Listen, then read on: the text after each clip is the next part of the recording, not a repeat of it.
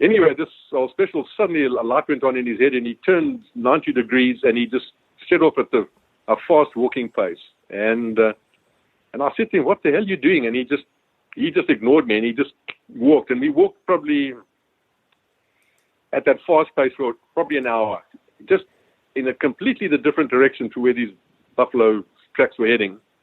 And eventually this old muscle-bound little Indian was huffing and puffing at the back because he wasn't a good walker. And he said, what the hell's going on? And I said, no, just keep up. We'll see what's going on. And eventually, after about an hour, suddenly, we found this Buffalo Bulls tracks again. And within a couple of minutes or so, there was a nice, fresh, hot, steaming buffalo dung pile. And within another 10 minutes, there was this old buffalo, and which we proceeded in shooting the most magnificent old buffalo bull. And I said to him, what the hell happened? And all of the special's only answer to me was, the buffalo and I became one. Welcome to the Big Game Hunting Podcast, where we help hunters like you prepare for the big game hunting adventures you've always dreamed of. Now, here's your host, John McAdams. Hello, John McAdams here, and you are listening to episode 250 of the Big Game Hunting Podcast. Kevin Robertson is back on the show again today to kick off our latest series on hunting in Africa with a talk about African trackers. Now, trackers are an incredibly important part of a safari and are probably the single most valuable member of the team that assists a PH while out hunting. Now, the best trackers seem to have almost magical abilities in the bush, and Kevin was blessed to work with an incredible tracker during the majority of his PH career in Zimbabwe. Now, as always, he has some great stories to share with us about that. And in that same vein, Kevin also shares the stories of two very interesting and indeed hair-raising buffalo charges that he had to deal with as well. Now, if you are new to the podcast and aren't familiar with Kevin, well, this episode will be a special treat for you. He is a gifted storyteller and has a lot of knowledge and experience gained from hunting all manner of game in Africa over the course of over 20 years of being a professional hunter there. He gained a lot of notoriety when he wrote the book The Perfect Shot, which Safari Press initially published in 1999. That was a revolutionary book at the time, and it is still an incredibly useful resource, especially the updated edition, The Perfect Shot 2, that is currently in print. If you have an upcoming hunt in Africa, or if you're just dreaming about hunting in Africa one day, or if you just enjoy learning about practical ballistics for hunting in Africa and learning more about the biology and anatomy of many of the species of game that live there, then you need to buy The Perfect Shot 2. Likewise, if you enjoy these interviews that I have with Kevin, you will probably also enjoy his book, It Shouldn't Happen. And that book is a collection of some of his more humorous and entertaining stories from hunting and living in Africa. There are several stories in It Shouldn't Happen that made me laugh out loud, and he's told some of those stories in his interviews with me over the years, but don't worry, there are still plenty of entertaining tales in that book you've never heard before. Click the link in the show notes or go to thebiggamehuntingblog.com/Kevin, Kevin, to pick up a copy of those books for yourself. Now, finally, make sure you are on my email list as well. To do that, click the other link in the show notes or go to huntingguns101.com and sign up for my free ebook on the best hunting cartridges. You'll get my free ebook when you do that, plus you'll receive the emails I send out every weekday. I'm no Kevin Robertson when it comes to telling stories, but if I do say so myself, these emails are entertaining and informative, and they're all about hunting, shooting, ballistics, etc. In other words, the sort of topics that people that enjoy listening to this podcast also enjoy getting. I get feedback all the time from people telling me how much they enjoy receiving my emails and how much they look forward to hearing from me every day. So make sure you are getting them too by clicking the link in the show notes or by going to huntingguns101.com. Okay, without further ado, let's get started talking to Kevin about trackers in Africa. Okay, well, Kevin, it is always a pleasure having you back on the show. I was just thinking tonight before I called you, it had been a while since you and I had talked. You know, we used to talk all the time. It had been a few months, so it's definitely, it feels like forever. It's good to have you back. No, very nice to be back, John. I've been looking forward to this for a while. Well, We are going to be talking about African trackers today, and in African safari lore, the very best trackers, especially among those that are visiting hunters, they almost seem to have a mystical or magical ability to not only follow the tracks and other sign left by game, but have an ability to read the bush or quote unquote get into the head of the animal they're pursuing. You've mentioned your tracker special many times in your writings and previous podcasts that we've done. It seemed like he had a lot of those abilities. So can you start off today's episode with a story about him? I can, John. I actually got two stories which I think illustrate well his remarkable abilities. Let me just kick off. So when I qualified as a veterinarian in 1981, it was just after Zimbabwe independence. My parents-in-law were well-established farmers. They had 5 farms and 2,500 head of cattle. They had 4 daughters, and they offered me a position to come up and take over the management of their farm. I'll take over the management of all their cattle and start a veterinary practice in the little town of Karoi, which I did. And one of the farms that they owned, and the farm that I eventually purchased from my parents-in-law, had been abandoned during the 15-year-long liberation, or what we call the terrorist or the bush war. Anyway, so one part of my job was I was developing it for a cattle ranch was to re-fence the farm. And I would put the word out I needed fencing crews, and one day this 19-year-old African, he was a Mozambican, just arrived on the farm, and he said he was looking for a job, and he said he knew how to build a fence, so I hired him, and him and I just hit it off really well. I was like 25 years old at the time, or 26, and he was 19, so I was a bit older than him. And eventually he became my veterinary assistant. He was absolutely illiterate. He couldn't read or couldn't write. But I just really got on well with him. And then in those days, we started, for our annual holidays, we would go and hunt impala in the Zambezi Valley. And because he was my veterinary assistant and he was really quite handy with his hands, we took him along, and I suddenly realized that this guy was just amazing in the bush. He was, not to be disrespectful, when he got into that bush environment, he was actually more animal than human. And I say that with the greatest respect. That is not a derogatory term at all. His eyesight was just absolutely incredible. He just seemed to fit into the bush. He just seemed to be able to anticipate animals. He just knew what the animals were going to do. And eventually, when I worked my way to getting my professional hunter's license, obviously he just became my tracker. And he eventually employed his brother as well. So it was him and his brother, although his brother never had the same unique bush skills as Special had. And one thing that always amazed me was that he had the most remarkable eyesight.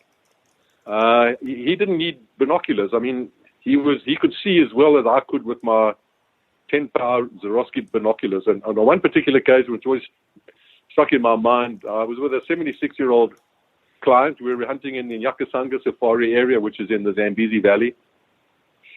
And there's a place called the Nyakasanga floodplain. So it's probably 50 football fields in size. It's dead flat. There's very little vegetation. And we were just driving along. And my client was looking for a trophy impala. He'd shot a really nice buffalo. And the hunt was winding down. We had like 1 or 2 days of hunting left. And we were looking for a really good impala. And out in the middle of the Nyakasanga floodplain, probably at least 400 meters away, maybe even 500 meters away, there was a impala ram standing right out in the middle of the open. And when I used to drive, in Africa, we sit in the right hand, sit on the left hand side of the vehicle, or we drive on the left hand side of the road. So I was sitting in my Vic, and my tracker used to sit behind me on the seat behind me, so he could talk to me through the open window of my Land Cruiser. And we saw this impala, and before we'd even come to a stop, he leant into the window and said to me, because I told him before I said in Shona, in the Dinga Mushi Mara, which means we're looking for a really nice impala.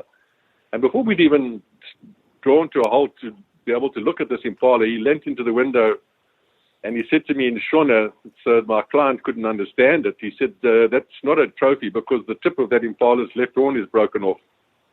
So I stopped and I got out my 10-power Swarovski binoculars, and sure enough, it was a really nice impala, probably a 23 or 24-inch impala, but on the animal's left, the tip of his left horn, about 2 inches of the tip were missing.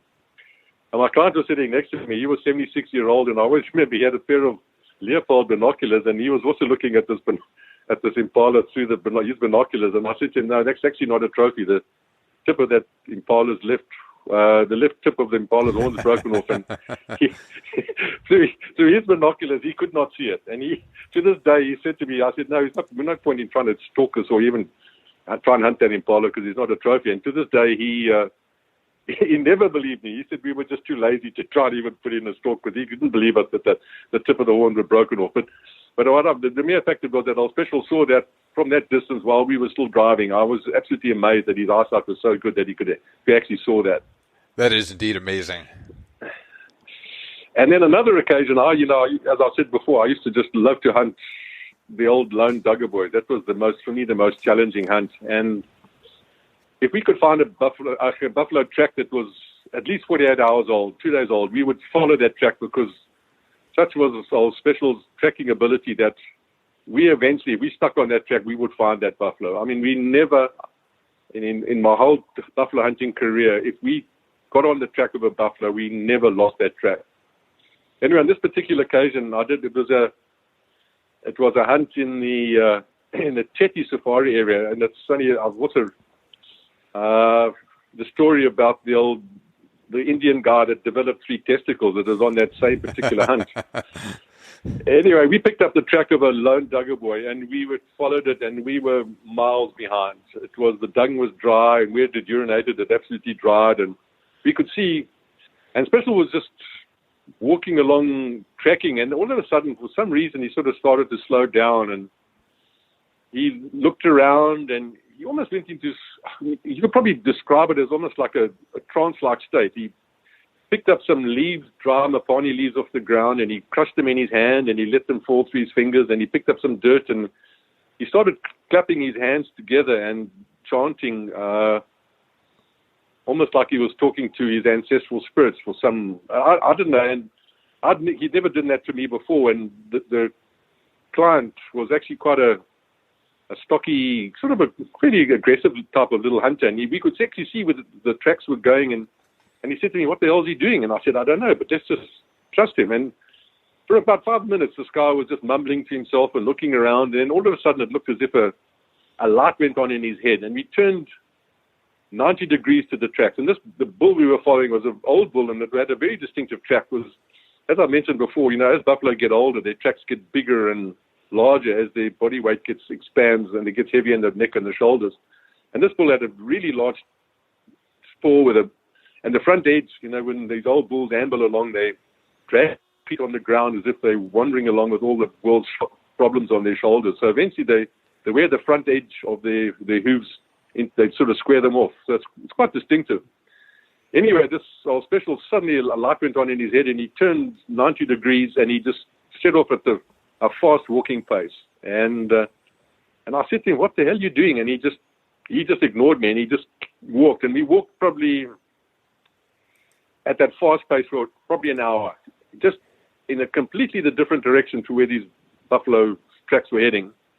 And eventually this old muscle-bound little Indian was huffing and puffing at the back because he wasn't a good walker. And he said, "What the hell's going on?" And I said, "No, just keep up. We'll see what's going on." And eventually, after about an hour, suddenly, we found this buffalo bull's tracks again. And within a couple of minutes or so, there was a nice, fresh, hot, steaming buffalo dung pile. And within another 10 minutes, there was this old buffalo, and which we proceeded in shooting the most magnificent old buffalo bull.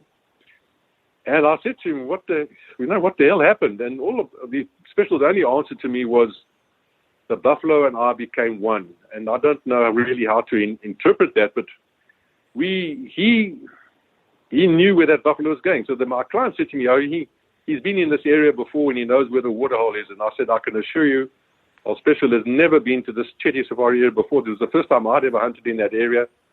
And he'd never been into professional hunting before he sort of hooked up with me. So I know for a fact he'd never been there before, but he somehow became one with that buffalo. And I still, to this day, I still can't quite understand what actually happened. But over the nearly 30 years we hunted together, he did that to me about 5 or 6 times. He just became one with the buffalo. And it's I don't know if it's voodoo or how you actually interpret that, but he was a human equivalent of a bird dog. You know, he was just absolutely amazing. Quite often when if you're tracking buffalo and they're just getting towards midday, you know, the buffalo are going to lie up and they'll really go into some really thick Jesse bush and lie down. He would sort of go into pointer or bird dog mode, and he would circle around. He wouldn't follow on the tracks, but he just somehow seemed to know where the buffalo were. It was actually quite amazing. And quite often then you'd find, and you see here's some oxpeckers going down, and you said, oh, no, they're the buffalo. Or he'd find them, and he'd find them without, we knew they were in the vicinity, but we wouldn't actually follow their tracks right to where they were lying down, because what they would often do is they would circle downwind, and then if they knew they were being followed, they would go into an area of thick bush, circle around, make sure, do a couple of 360s, and then lie down sort of downwind of their backtrack so that they could, if anything was following them, they could smell. And he used to realize that, and then as soon as he started to see the tracks were sort of circling downwind, he would then veer off into these areas of really thick bush, and sure enough, within half an hour, he'd find those buffalo. It was actually amazing. You know, you said that you got to know him when he was, you know, relatively young. He was a young man, and you know, just came to work on your farm. Mm-hmm. Do you know if he had any hunting experience at all before you guys started working together?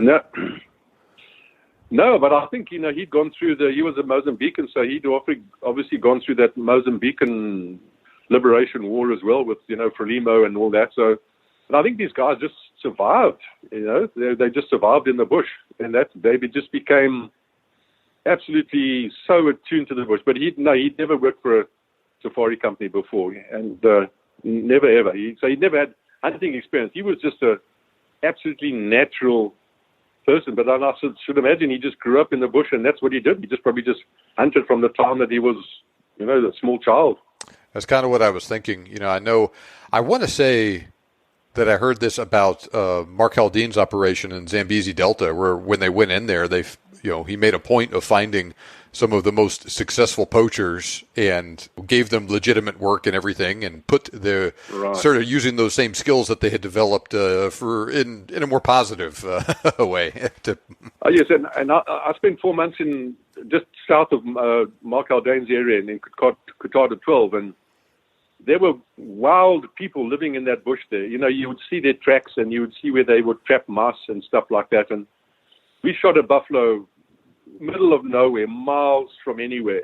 And within 10 minutes, this creature appeared out of the bush wearing a grass skirt and bark shoes, and he had nothing Western on him at all. It was like a wild man. And the trackers that we were with there were sort of actually quite scared of this guy, and all he wanted was some meat. And we gave him the front leg of a buffalo, and he just put it over his shoulder and just walked off again. And yeah, they lived in the bush. He was just but he had grass skirt on, and then you would see where they would they would make a bed and light a fire and things like that. So they were just living off the you know, living in that environment, eating off honey and you know, catching rats and mice and trapping birds and maybe snare the odd animal. But they lived in that environment completely almost as animals, you know. So maybe that was Special's background, I don't know. But I mean, he was just so attuned to the bush. It was, I mean, his eyesight was just amazing. I mean, and he was, I can't even describe it more than he was just absolutely attuned in the bush. He was just incredible. You know, I was on a hunt in South Africa several years ago, and I can't even remember the details, but we were going somewhere looking for, you know, eland or something like that. And all of a sudden, you know, we're riding in the back of the Land Cruiser, and all of a sudden the tracker gets real excited, starts tapping on the roof, and grabs me and jumps out of the truck and tells me to follow him. And we just got to run off into the bush together. And I just see some impala moving in front of us, and he's got the sticks, and he gets me set up, and he says, shoot that one right there, the second one from the left. And he says it's a ram, but it has no horns. And I'm looking at it through my scope, and it looks just like all the ewes that are in there. And he says, trust me, shoot that one, do it. And so I shoot it, and sure enough, 100 yards away, runs 10, 15 yards. He picks up the track immediately, finds it dead there, and sure enough, this impala had like It was a mature ram that had like 1-inch nubs of horns, where we found out later that this was one that a client like a year previously had shot at and shot his horns off. He shot just right over his head. So it had these tiny little nubs right there, and just from a split second glance at this Impala, he knew exactly which one it was and was able to follow it and got me on it and was able to get me on it to kill it within the space of 1 minute. It's not 400 yards away like you're talking about, but it was still very impressive. Right. Oh, sure. Yeah, their eyesight is incredible. And they always seem to see the animals first. It's they're very different to us, and we don't try and compete with them because PH and his trackers become a team, a very close knit team, and you rely on each other, and eventually you don't have to talk. When you're hunting, you just communicate with your eyes, or you just a nod of your head, or a click of your fingers, or just a small gesture is enough to know exactly what's going on. So when you were in the safari business, you were your own outfitter, right? You were your own operation. That's correct. Yeah. So you didn't work for one of the big places or anything like that. So in your case, you had your own tracker and probably skinners and cook, and you would take them out with you, and you would do your thing, right? That's correct, yeah. Mm-hmm. Now, in a case, say, where you have a much bigger outfitter and there are professional hunters that are working for that outfitter as employees, do they bring their own trackers, or are the trackers the employees of the outfitter? How does that sort of situation work? No, normally every professional hunter has his own trackers. Yeah. Now, they say a PH is as good as his trackers, and I believe that's a very true statement, because it's a bond, I mean, you work with a guy for 30 years, and you're into those various dangerous situations. You have got to trust your tracker 110%, and he has to trust you as well. And that's one of the greatest things I admired about Old Special is that we were in a couple of fairly dicey situations, and we were charged by buffalo and stuff like that, although he was with me on 3 buffalo charges, and all he carried was the shooting sticks, and he carried an ash bag, and he carried a knife. And in a situation where you with the buffaloes charging, he just stands next to you and just trusts you empirically that you're going to keep him alive and keep yourself alive, So, and that's why I admired him most, is that I never saw him scared in the most dangerous situations. There were times when I was carrying my 505, and I admit that I was a bit apprehensive when you get in a situation like that. And luckily, I've never had an incident. But there was my tracker standing next to me. He just stand there and face down a buffalo charge with 100% confidence that you're going to protect him and you're going to protect yourself. So that's what one of the greatest things I admired about him was that he's never showed fear at all, ever, in 30 years of being in the bush. And I admired him tremendously for that.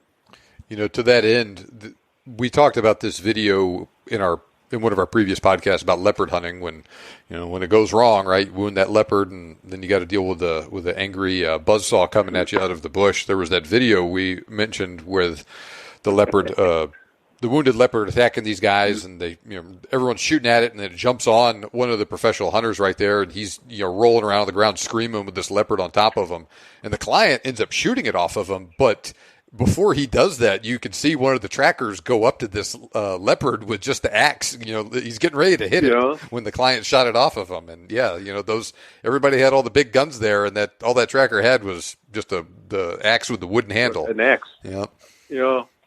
And there are many stories of trackers saving professional hunters' lives by hitting a leopard as he's being mauled. He did with an axe, or pick up his rifle and shoot the buffalo and stuff like that. So they're a different breed. I think the unsung heroes of the safari industry are the trackers. That's for sure. When I was on my buffalo hunt in Zimbabwe with my dad, let's see here, we were on the track of this buffalo for a day, and then it rained, and then got back on it like the next day and kind of picked up. And we were hunting in February, so it was very hot, very thick, raining constantly like that. And we're on this thing. The tracks are pretty fresh early in the morning, and we follow it for maybe a mile, and we go down. I don't even want to call it a hill. It was pretty flat area, but it was a little bit of a elevation change. We go down, up over the next one, and we're down in the bottom. And I see the tracker lean and whisper something to the PH, and then the PH relays it to my dad. He says, "Hey, we're going to go up, and this buffalo is going to be at the top of this next rise that we're on, so be ready." And sure enough, it was like they wrote the script for the play. Get up there, and the buffalo is exactly right where it was. But it was amazing. No, you don't. Sorry, go ahead. Yeah, you probably saw it. They outside's so amazing. He probably saw the flicker of a tail or the ear twitch or something like that. He said, "Oh no, there it is over there." You don't actually even see it, but he's seen it already. Mm-hmm. They said, "Oh no, it's just up the top." Yeah, no. So he probably saw it, and he said, "Well, I know exactly where it's going to be." Well, so surely the ability to track is one of the most important things that a tracker does, but that's not all that they do, right? Can you talk to us about some of the other things that, I don't know, this will probably vary as well, but some of the other responsibilities that a tracker has on a hunt?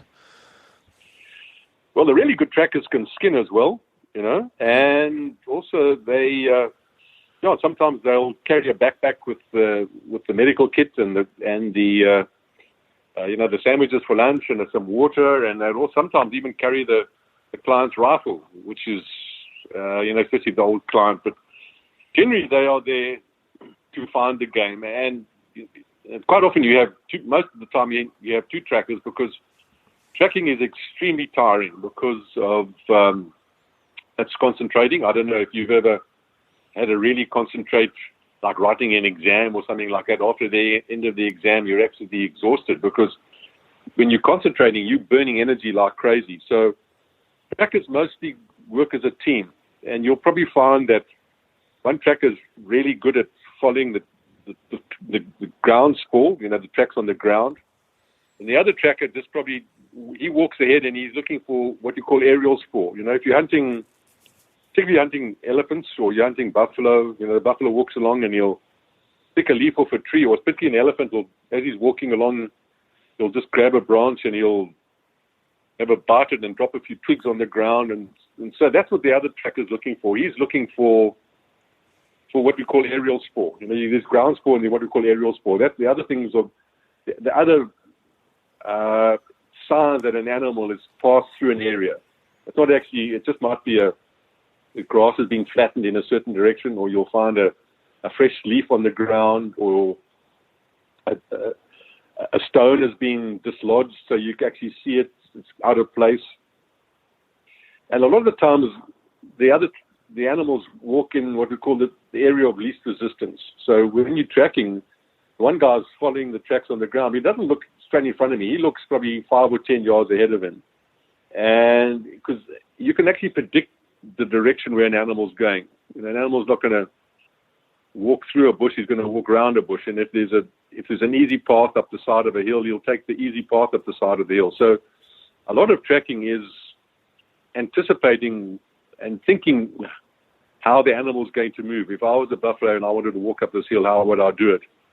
That's different from when an animal is grazing, because when an animal is, buffalo particularly, when they graze in a zigzag pattern into and across the prevailing wind. So that can be sort of a little bit more difficult in tracking, because the animal's continuously moving from side to side, as opposed to when an animal's like he's going to water, he's got a different mission, he's got an area in mind, and he walks along the path of the least resistance to the waterhole where he's walking to. So different, and then that's what the tracker does. He's being able to anticipate, and he can then predict what the animal is doing. So quite often when, like sometimes when you're hunting buffalo, and the buffalo gets your wind, and he'll suddenly run off, and you'll see that he runs in an exact direction with large strides, so the distance between his individual tracks is large, and then eventually after 20 minutes, half an hour, he actually settles down, and then you can see his stride is now, the distance between his tracks is shorter, so his stride is less, and then the tracks now start to meander left and right, and the tracker will just say, no, And all he'll do with his fingers, he'll say he's running or he's walking, and you can just communicate with hand signals. Because when we were actually hunting buffalo, we never spoke. There was no need to talk because you didn't want to make a noise. And all the communication was just with hand signals or just you can point with your eyes. You can just a nod of your head or moving your eyes in one direction or other, and just with your fingers indicate what the animal is doing. And it was amazing how much information you could relay just by such simple forms of communication. And especially after doing that for 20 years, and then you didn't really need to talk to your tracker because you knew exactly what was going on. And then it would be the PH's job to then interpret to the client what the tracker was indicating by his hand signals or just his arm movements or a nod of his head would. And also, those trackers, they didn't really used to shoot, so their hearing was actually phenomenal as well. In my day, I know you like your Axel ear pads and ear muffs and things like that, but in our day, we never hunted with ear protection and stuff like that, and so eventually it does affect your hearing. And Old Specialty had the most remarkable hearing. I mean, he could hear the buffalo communicating, or he could hear an oxpecker, and he would just eventually just point to his ear, and then just with his eyes point ahead, and then you'd know that he'd actually heard the buffalo. Or you're hunting elephant, you just hear a branch break, and you say, oh, no, well, there's you knew exactly where the elephant was just by sound as well. So sound was a very important part of hunting, as was your sense of smell, because often buffalo, when they're grazing into and across the wind. So if you're coming up behind them, you could actually learn to smell them as well. And the Old Special seem to have the most amazing sense of smell as well.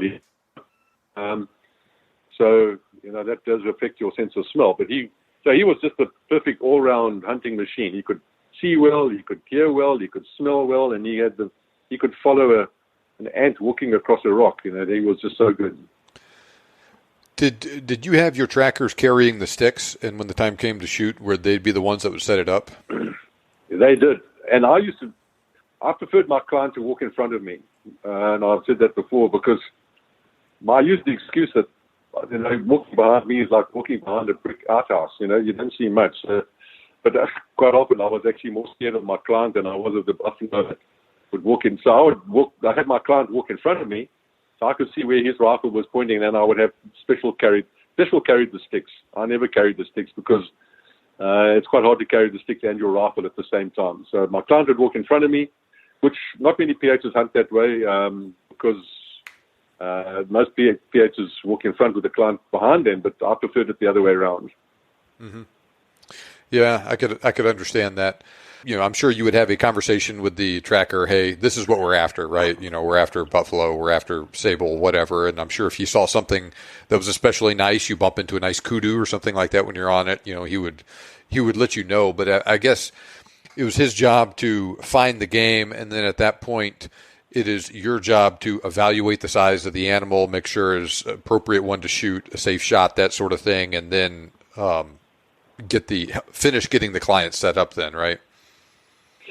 Yes, for sure. So how the normal hunt would work is that you'd set out in the morning, and I'll be driving my Land Cruiser, the client sitting next to me on my left-hand side, and then my tracker would sit behind me, and his job was just to watch the road. And because these old Duggar boys, they cross the road, and he was amazing. We used to drive slowly along, and all of a sudden you would get a tap on the roof, and you'd stop, and you'd just say, just back, and reverse, and there would be a set of buffalo tracks crossing the road, and we'd get out and have a look at it, and basically that's when you evaluated the size, you evaluated the amount of wear of the front of the track, and then if it looked fairly promising, you'd just grab a rifle and you'd follow it for a while till you found the first time it defecated. But he was so good that normally he would be able to say, oh, this is from early last night, or because in Africa we have a thing called ant lions. It's a little it's an insect that catches ants, and we also have you look at the track. Are there any other animals that have walked over the track during the night? Are there doves? As a dove walked over it, because doves don't fly at night. these guys became so good, they could look at that track and they said, oh, that's from early evening last night, let's go and find something fresher. Or they'd say, no, oh man, this is only an hour or so old, or this is really fresh. And then you decide whether you're going to track it or not. So then you'd park the vehicle, and everybody would, you have a good drink of water. We always had two trackers, and then we always had the game scout. And then one of the trackers would carry a rucksack that we had the water and the medical kit, and then maybe if you're going to think we're out all day, some sandwiches or stuff. But the trackers then worked as a team. One tracker always carried an axe, and then our special always carried the shooting stick. So his job is he just carried the shooting sticks, he carried the ash bag, but that was his job as well. It was to determine the direction of the wind. And so every morning before we go out, you'd go to the fire, and you'd have a little Muslim bag, which he'd use a teaspoon, and he'd fill up the bag with fresh Mupani ash. That's cold, that's really fine. And that was his job. And in his top pocket of his overalls, he carried the ash bag. Because the ash bag is actually quite a messy thing. Eventually we went to having little Visine R bottle with talcum powder in it, but it was much easier just for a special to have the ash bag. And then all you would do, if I needed to see which way the wind was blowing, I would just nod to him, and I would just shake my finger, and he would take his ash bag out of his pocket, and he would shake it to tell us which way the direction was going. But most times he was so tuned, as he was walking along, he just every now and again would tap his ash bag just to make sure that we were going in the right direction. So that was a very important function. His was to determine the direction of the wind. Once we get close we find the buffalo, so we can actually hear them or see them like that.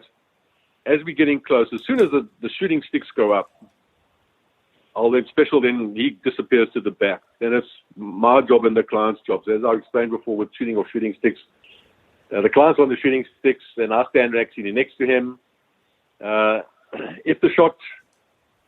If he has a successful shot, well, basically, and then we have any backing shots, then everything calms down. The situation then is okay. They used to say in the olden days, well, you give your client the opportunity to smoke 2 cigarettes, which takes about 30 minutes to smoke 2 cigarettes.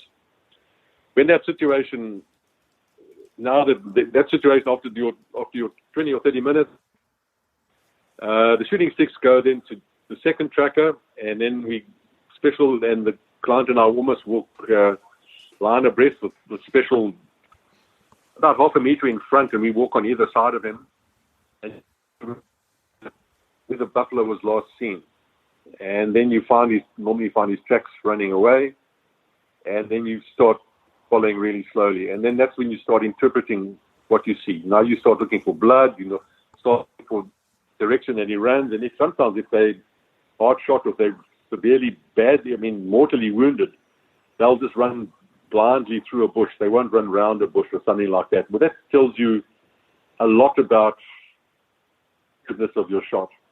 And as you're walking really slowly and what you're doing, you're really listening for the sounds of the death bellow, but also you interpret the blood spore, because now you're not looking at the tracks, now you're looking at what we call aerial spore as well, or blood spore. So you're looking for the signs of blood on the ground. And then that can be very diagnostic. And what you really want to see is nice big blotches of pink, frothy blood, which tells you that you've got a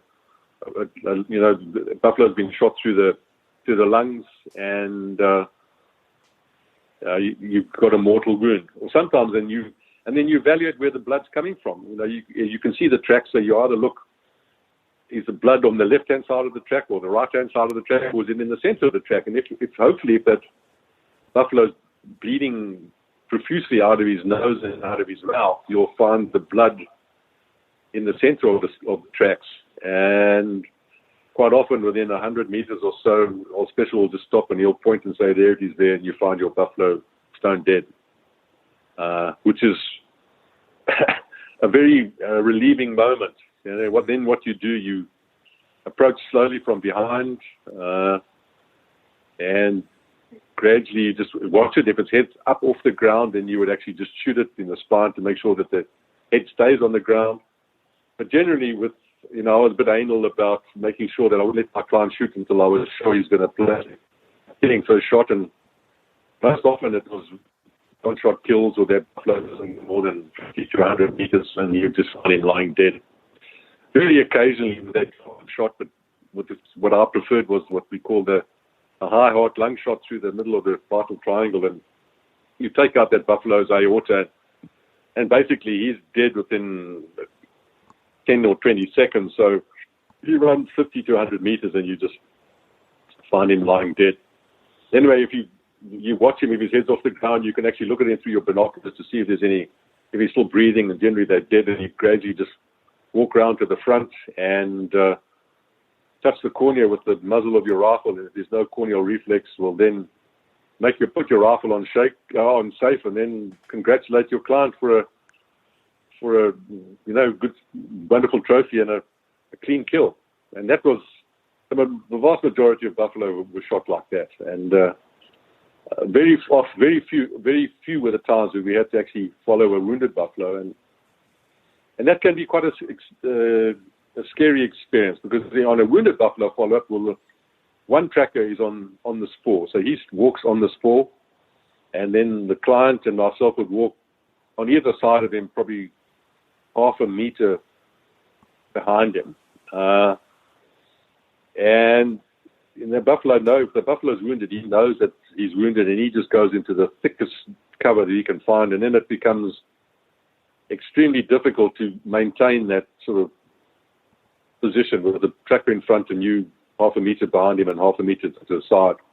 But the thing then is just to go really slowly and then to look, and that's where the trackers are just amazing, because they will see the buffalo 90% of the time. They'll see it before you see it, and you'll point and say, there it is there, and you look and you can't see a darn thing, and then eventually you'll describe where it is, and then eventually you'll see an air flicker or something like that. So your tracker is extremely important in that aspect of the hunt, because they're almost like a early detection radar system. The eyesight is so good that they always see it before you see it. And their hearing is so good as well. They'll just point to his ear and you say, listen, I can hear it breathing, and you'll see this buffalo. And then you listen really carefully, you can hear a gurgling sound of a lung-shot buffalo as he's slowly drowning in his own blood, and he's sort of bubbling, and he's this gurgling sort of sound. And then if that buffalo comes to you, and they'll track you, he just drops to the ground. He just falls flat onto the ground, and it's your job to stop the buffalo. Yes, very, and that's where it gets interesting, But at that point, the majority of his job is done, and it's up to the PH to finish sorting things out. I don't know. He might, if the buffalo does come to you, he might just quickly run around behind you. There's only a meter or two in front of you, so you can sometimes just quickly run behind you, and he'll just stand, because they call it the dicky bird syndrome. If the buffalo sees a person running, the buffalo will probably follow the person that's running. He sees the movement, and if you're just standing still, he probably doesn't even see you. So the tracker just quickly run around behind you, and then he just relies on you to do your job. Interesting. And that only happened to me 4 times in my life, well, 3 times with special 3 times, and we managed to sort those problems out. So I never had to. And that's why I like to carry a 50 cal, because they say you can't stop a buffalo with a frontal chest shot, but I can assure you a 600 grain bullet into the stop point in the front of the chest of a buffalo has an amazing stopping power. Yes, that's a giant step up from a 300 grain 375. Oh, yeah, no, that's the next level, boy. That's a 375 on overdrive and on steroids. Taking a quick detour here, in those instances where you actually had to deal with wounded buffalo charging you, in each case, were they poorly hit? Did you ever have a case where someone made a good shot on a buffalo that you had problems with it later? Never. Yeah. Never. No, these are always shots, and it's those frontal chest shots. I've said before, that frontal chest shot is a tricky shot, and you've got a small window the size of your hand to put it right. And the one situation where we really got charged was where the guy shot it, and it was a learner professional hunter of mine, and he was just he had to shoot a buffalo for experience, and he was shooting with iron sights because he was a professional hunter, so he was shooting with iron sights. in thick bush, frontal chest shot on a cow, and he placed that shot to the one side, and the buffalo, and eventually we ended up shooting that buffalo in the guts. And we knew it was gut shot, and that cow just went deeper and deeper and deeper into the thickest chest possible. And old Special was in front, and he looked at it and said, "Nanko," which means there she is, and then "Nanko in the boya," which means she's coming. And he was probably 3 or 4 meters in front of me when he saw it, because it was really thick, and it was so hard to maintain that sort of follow-up buffalo position. And when that buffalo started coming for him, he just quickly rounded around behind me. And I shot that buffalo. I shot it right-handed as it came past me at 3 paces with my 505 and with a caught-out load, an old Carnock load, and the buffalo fell behind me. And as we walked up to it, there was this smell of burnt hair, like you used to get when you brand cattle. Huh. And on that buffalo's neck was a patch about the size of a dinner plate, where the muzzle flash of from that caught-out load actually burnt the hair on that buffalo's neck. That was. There was. And I'm right-handed. I shoot right-handed, but I looked at it and I saw it coming, and I stepped behind a bush and I actually switched my rifle over to my left shoulder, and as she came past me at about 1.5 meters, I just shot her through the neck.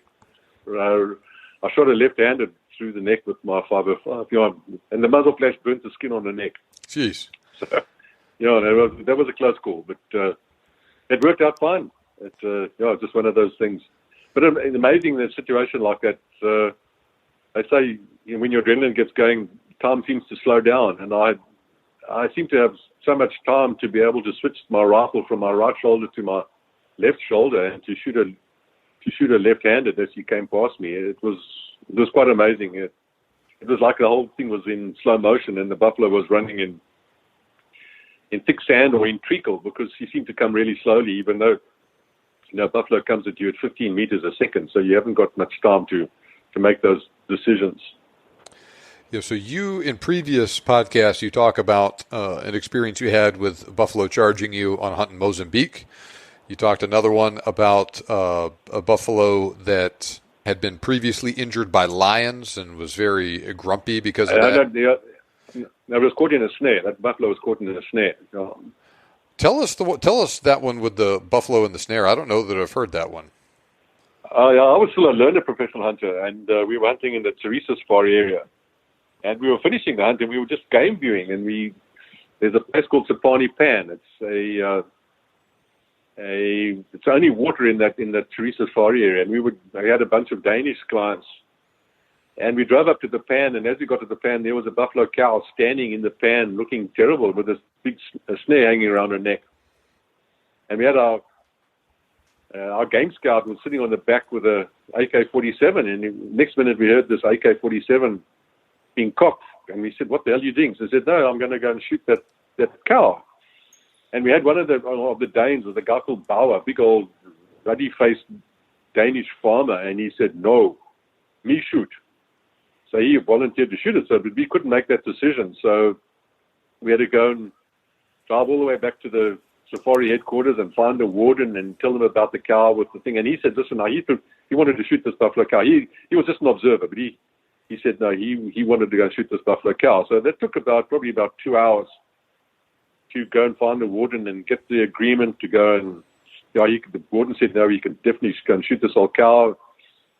Anyway, we drive all the way back to Sapani Pan. Of course, when we get there, the buffalo cow was not there anymore, and he'd never shot the rifle before, so we start tracking this buffalo, and it was quite easy to track because it was dragging this cable without a big log dragging on behind it. And this cow, I thought it was going to just fall over and die. Anyway, we tracked it into some jets, and we saw it standing there with its head down, looking like it was about to fall over. And Charles Krobler, who was my tutor, I was still a learner in those days, he says, "Kevin, this cow's going to charge us, and I'm going to rely on you to stop it." How the heck he knew it was going to charge me, I still admire him for that. So old Bauer, this big old ruddy-faced Dane, gets down on one knee with the 375, and the buffalo cow was standing exactly side on, and he as typically the Danes do. They shoot everything behind the shoulder. And he'd never shot this rifle before. It was all one of those quick situations where everything in sort of hurry. And he took a shot, and boy, that buffalo just came to life like it'd been given an electric shock. And the next minute it was standing about ready to fall over.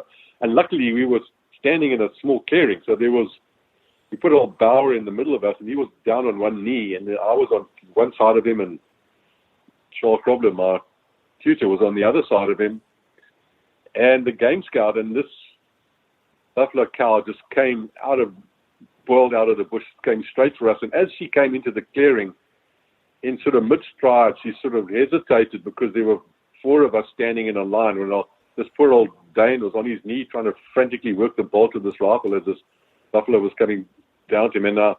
And as she sort of hesitated in mid-stride, I just shot her in the center of the chest with my 505. And it was actually a 525 grain Woodley soft point.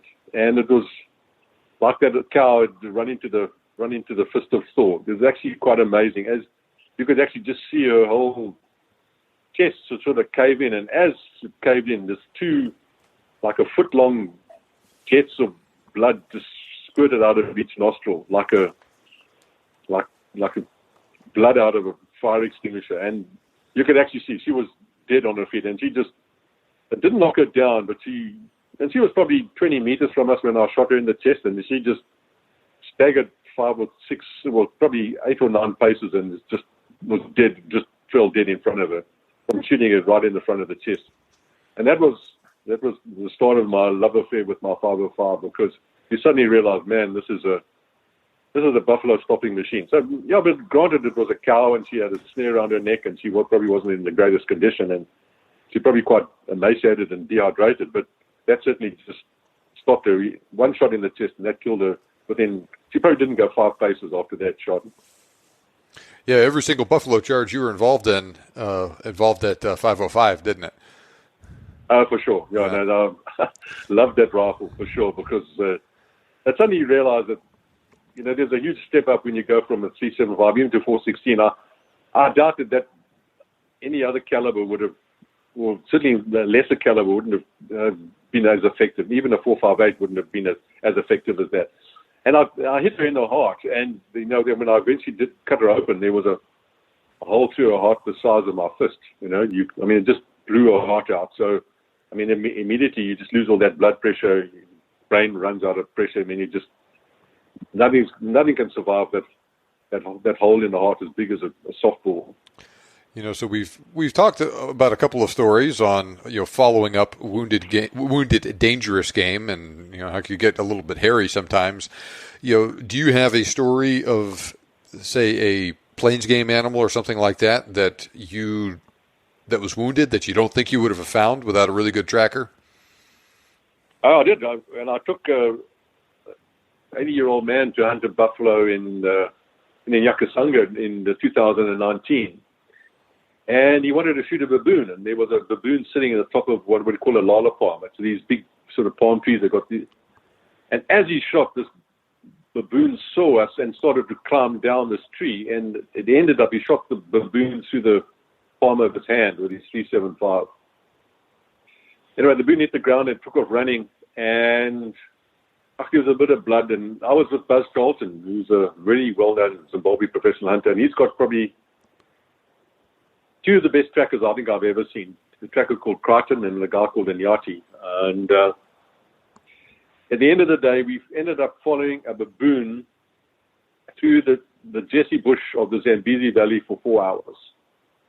And after about half an hour, the baboons that shot through the hand, we didn't know he'd been shot through the hand because he was just a little bit of blood. Mm-hmm. Eventually, he shot through the palm of his hand with a 375, so I should imagine there would just be a small hole through the palm of his hand. But we ended up following that baboon for 4 hours, and we found him. And there were other baboons, there were other impala, there were buffalo, there were elephants. We stuck on, and that was through the Jess. So we stuck on that track for 4 hours, and eventually we found that baboon sleeping under a tree. And the client shot him, and sure enough, there was a bullet hole through his palm of his hand. And it was the most amazing tracking job. I just looked at it and I said, man, wow, you got to take your hat off. You've got how the heck they followed one baboon through all the other different tracks that are in that valley. This was in it was in September, so it's hot and it's dry, and there's no grass, and there's just bare earth, and there's tracks of all these other game animals. And those two guys, absolutely amazing, stuck on a baboon track for 4 hours and found him, and we killed him. And it was definitely the same baboon, because we found that shot through the palm of his hand. So absolutely amazing. I just looked at those guys, and I said, I just couldn't believe it. Well, I saw it, but I was just amazed and really respectful that those guys were so good that they could actually do that. We had a client a couple of years ago that he was over with his brother, and the brother wanted to hunt buffalo and some plains game, and the other brother just wanted to hunt just typical plains game, kudu, impala, and whatnot. And they were really struggling trying to find a good kudu, and they'd gotten everything else they wanted, but except for that kudu. And then on the last evening that they had available to hunt, next day leaving and going to the airport, they bump into a really nice kudu, and hunting very close to the border with Botswana, maybe a couple 100 yards from the river there, and but they get this shot at this kudu with a couple minutes of light, shoots, and kudu runs off. And the tracker, the PH says, okay, you hit it, but I don't think you hit it really well. Now we got kind of a problem. And this client was one of these guys that he'd never been to Africa before, but he was one of those guys that knew everything about Africa, right? And you couldn't tell him anything. And so he'd been there for a week, and he was the expert. He's like, I missed that kudu, kind of insinuating that they were trying to screw him, where you're going to make him pay for this kudu that he didn't actually hit or anything. Right. And they said, listen, you hit him, but we're not going to push him tonight. We're not going to be stumbling around out in the bush out here with elephants and lions and all this stuff in the middle of the night.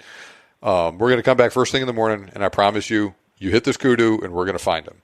And he went to bed very incredulous that night, very upset. And then the next morning, they go out, find where they were, immediately pick up the track. And it took them a couple of hours to find it. And it did not go into Botswana. It stayed on the South Africa side of the river, when the real thick stuff. And sure enough, they found that kudu stone dead right there. And the guy actually emailed me later. He says, John, I would not have believed this if I wouldn't have seen it with my own eyes. This was the most incredible thing I had ever seen. I would have bet you $1,000 that I missed that kudu. And then even after I found out that I hit it, I would have bet you another $1,000 that we never would have seen that thing again. And there it was. And he hit it a little far back, and it went a ways, but right. But it was no way they would have found that without someone that really knew what the heck they were doing, following the tracks of it. Well, that's what when I was still a learner professional hunter, we had a client shoot a buffalo bull through both lungs with a 416 Rigby and original Carnock ammunition. That got lots of, with a solid. In those days, you only use solids for buffalo. And we followed that buffalo, shot through both lungs for 20 miles. Ooh. And that track is stuck on the track, and we eventually found that buffalo. And I think I've said before that I was convinced that we actually killed it, and I was convinced that buffalo probably would have survived that if we hadn't have found it. But 20 miles, 2 days, followed, you just stick on it, you just go, and when it gets dark, you mark where you are, you walk to the nearest road, and you carry on.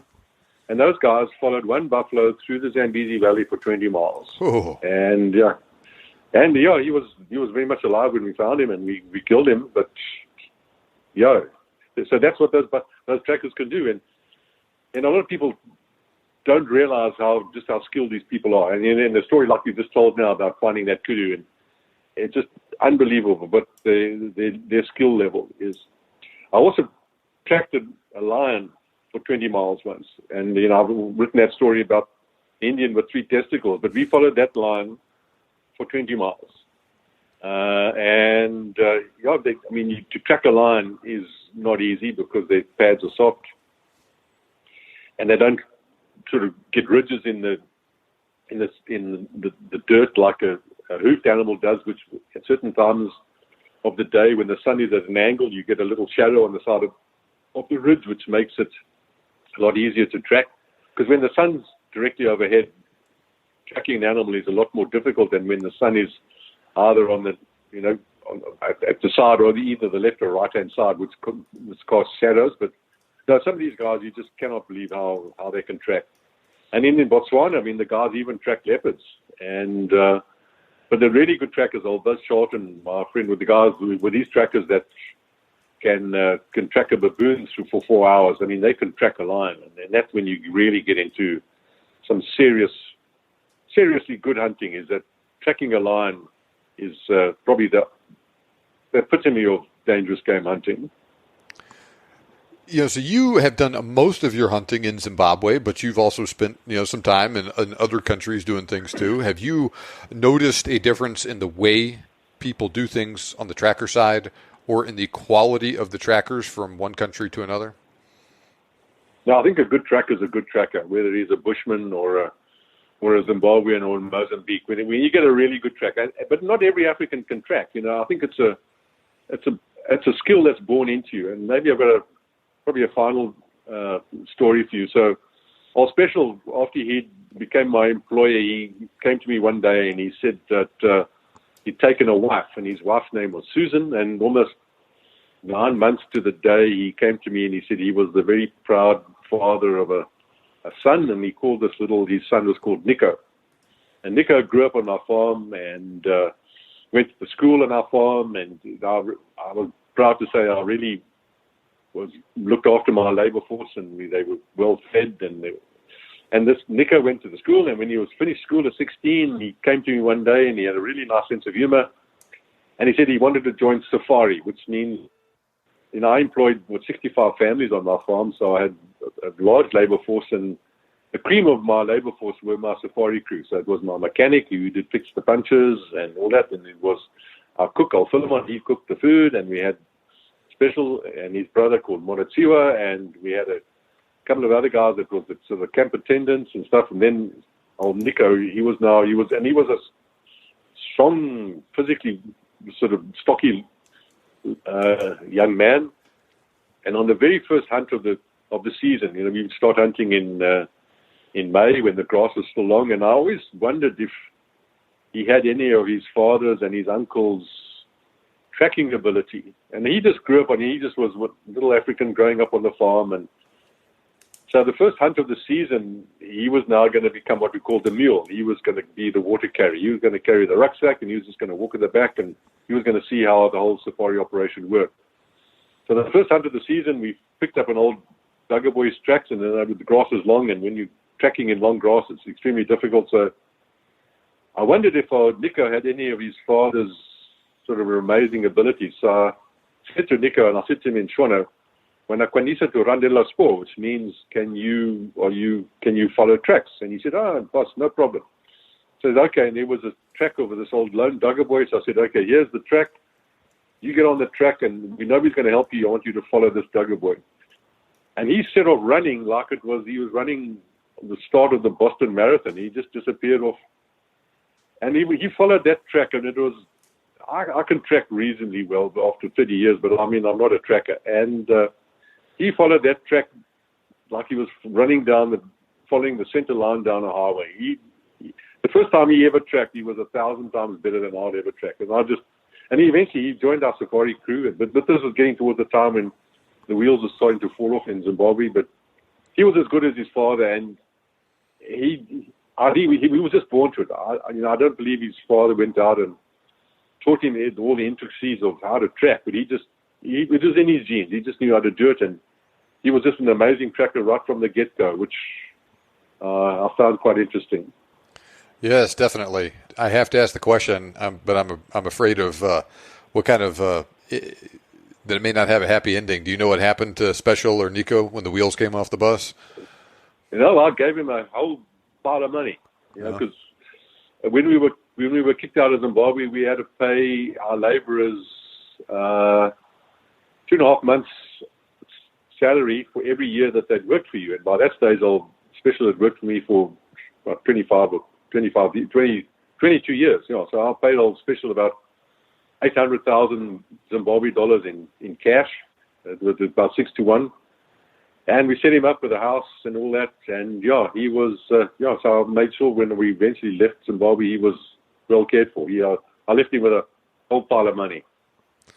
Well, and I subsequently heard, and then I found him a job with another operator called Corus Ferreira. He was operating in the Gussie Safari area. He bought all my safari equipment, so he bought my Land Cruiser, he bought all my tents and all my safari equipment, and then I got a special job with a friend of mine. So he lived a good, happy life. He had a reputation by then. Trackers get reputations, and a lot of good guys will say, "Oh, there's a really good tracker." And if you had, when I left Zimbabwe, special was in demand, so I passed him on to a colleague of mine. Well, good. I'm glad that there's as happy of a ending as could be with a story like that, with the ugly situation that was going on in the country at the time.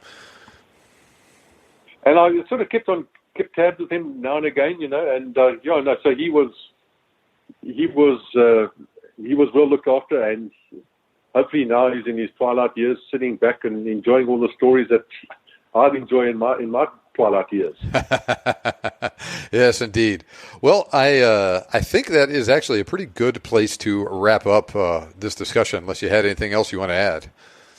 No, I think I'm done, John. I think, but I just hope your listeners go to Africa with a new appreciation, because following an African tracker through the bush is as a unique experience as you'll ever get in Africa. It's one of those things that you just say, what the heck is this guy following, And you look at the ground, you can't see a darn thing, and he looks at it like he's following the center line down a highway. Ah, indeed. Okay, well, Kevin, thank you very much for joining us tonight. It's a pleasure, John. I hope you and your listeners enjoyed the podcast. Interestingly, the very first PH I ever hunted with in Africa many years ago did not use trackers. I'm not exactly sure why. He was a very good tracker himself, and we did well out there, but I did not realize what a valuable part of the Africa hunting experience I was missing until I returned to Africa a few years later for a buffalo hunt in Zimbabwe. Now, I thought that first guy was a good tracker, and he was, but there was no comparison between him and the trackers on that hunt in Zimbabwe in terms of just raw tracking ability and just the way that they could, quote-unquote, get inside the head of the game. The same was true of the trackers I have hunted with in South Africa as well. The story of the impala with no horns and the wounded and nearly lost kudu are both examples of what I mean. So as always, I really enjoyed this discussion with Kevin. Now, this was definitely not his first appearance on the show, though. And just to recap, in case you haven't listened to all of my previous interviews with him, there's a bunch of them, and I'll go through them right now.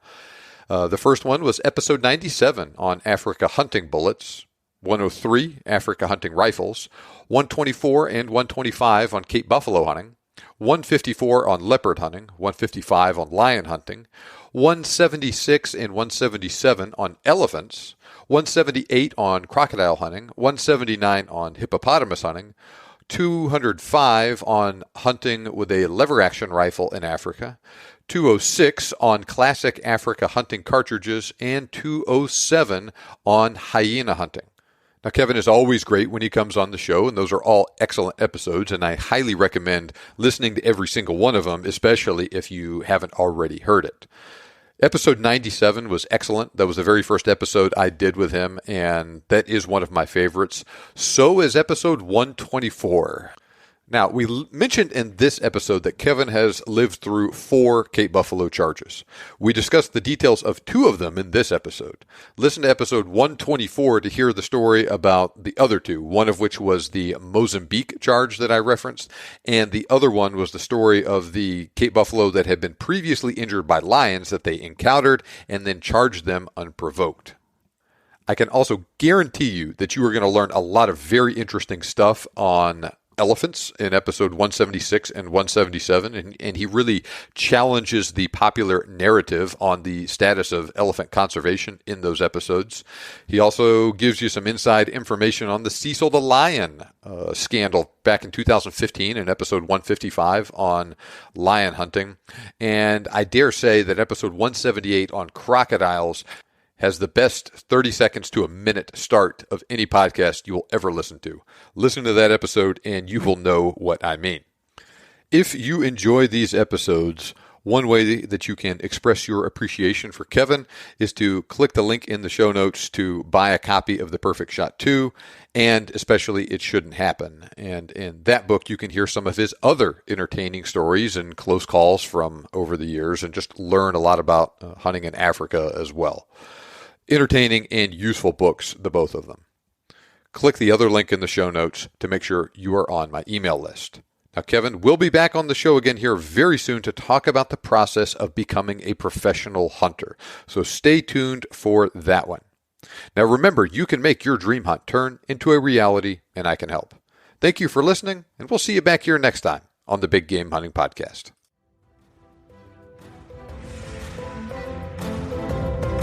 This show may be over, but we have plenty more for you on our website. For more information on today's topic, as well as lots of other useful hunting resources, head over to thebiggamehuntingblog.com. We look forward to having you back for the next episode. But until then, happy hunting.